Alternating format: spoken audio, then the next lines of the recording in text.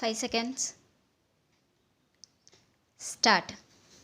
அன்பார்ந்த நண்பர்களே, இந்த இனிய மாலை பொழுதில் தமிழ்நாடு சுற்றுலா வர்த்தக பொருட்காட்சியின் துவக்க விழாவில் கலந்து கொண்டு உங்களை சந்தித்து உரை நிகழ்த்தும் வாய்ப்பை அளித்த சுற்றுலா துறை அலுவலர்களுக்கு என் நன்றியை தெரிவித்துக் கொள்கிறேன்.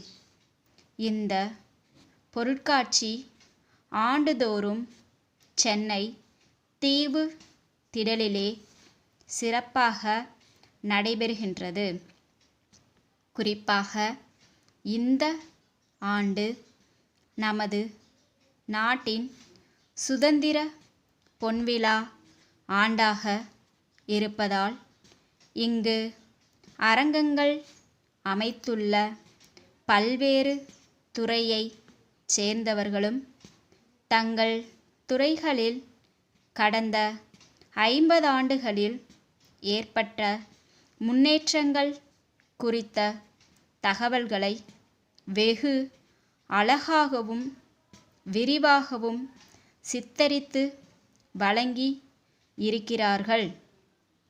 மேலும் நமது நாட்டிற்கு சுதந்திரம் பெற்றுத்தர அரும்பாடுபட்ட தலைவர்களின் வாழ்க்கை வரலாறுகளையும் பல இடங்களில் அருமையாக குறிப்பிட்டு இருக்கிறார்கள் என்பது பாராட்டுக்குரியதாகும். நான் இந்த விழாவிற்கு வரும் பொழுது ஒரு நண்பர் கேட்ட வினாவையும் அதற்கு நான் அளித்த விடையையும் இங்கு தெரிவிப்பது அவசியம் என கருதுகின்றேன். ஏனெனில் உங்களில் பலரது மனதில் கூட அத்தகைய வினா ஒலித்து கொண்டிருக்கக்கூடும். சுற்றுலா பொருட்காட்சி என்று மட்டும் பெயர் வைக்காமல் வர்த்தகம் என்ற சொல்லையும் ஏன் சேர்த்துள்ளார்கள் என்பதுதான் கேட்கப்பட்ட அந்த வினாவாகும். பொருட்காட்சிகளுக்கு வருகை தரும் பல்லாயிரக்கணக்கான மக்கள் தங்கள் வீட்டு உபயோகங்களுக்கு தேவையான பொருட்களை அதிக அளவில் வாங்குவதில் ஆர்வம் காட்டி வருகிறார்கள். இதனால் இத்தகைய பொருட்கள் தங்கள் பகுதிகளில் எங்கெங்கே கிடைக்கும் என்ற விவரத்தை தெரிந்து கொள்ளவும் வர்த்தக நிறுவனங்கள் தம் தயாரிப்புகள் குறித்த விவரங்களை மக்களுக்கு விளம்பரப்படுத்தவும் சுற்றுலாவுடன் இணைந்த வர்த்தக பொருட்காட்சிகள் மிகவும் பயனுள்ளவையாக அமைகின்றன. இதன் காரணமாகத்தான் இது சுற்றுலா வர்த்தக பொருட்காட்சி என பெயரிடப்பட்டு வருகின்றது.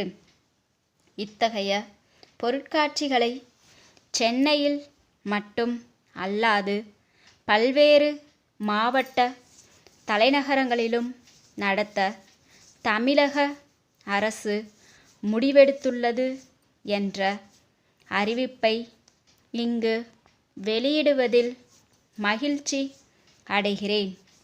இன்னும் பல கருத்துக்களை கூற விரும்பினாலும் நேரம் அதிகமாகிவிட்ட காரணத்தால் காலத்தின் அருமை கருதி இங்கு வருகை புரிந்திருக்கும் அனைவருக்கும் என் மனமார்ந்த நன்றியை தெரிவித்து அமைகிறேன்.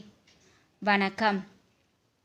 தஞ்சை சரபோஜி மன்னர் சாலையில் இருக்கும் வழக்கறிஞர் சீனிவாசன், சென்னை மயிலாப்பூர் தெற்கு வீதியில் வசிக்கும் வழக்கறிஞர் கோவிந்தனுக்கு எழுதிய கடிதம்.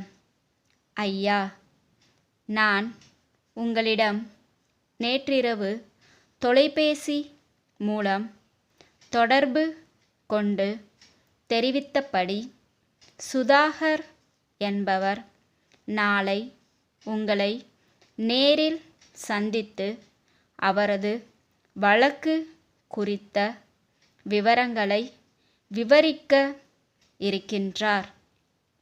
இவ்வழக்கு குறித்து தங்களுக்கு தேவைப்படும் ஆவணங்கள் மற்றும் கட்டணம் ஆகிய விவரங்களை அவரிடமே தாங்கள் தெரிவிக்கலாம்.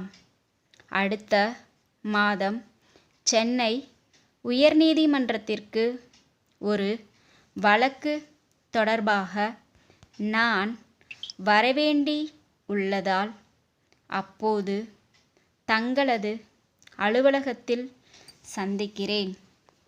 தாங்கள் இந்த ஆண்டு கோடைக்கால விடுமுறையின் போது எங்கள் ஊருக்கு வந்து சில தினங்கள் எங்கள் குடும்பத்துடன் தங்கி சென்றால் நாங்கள் மிகவும் மகிழ்ச்சி அடைவோம்.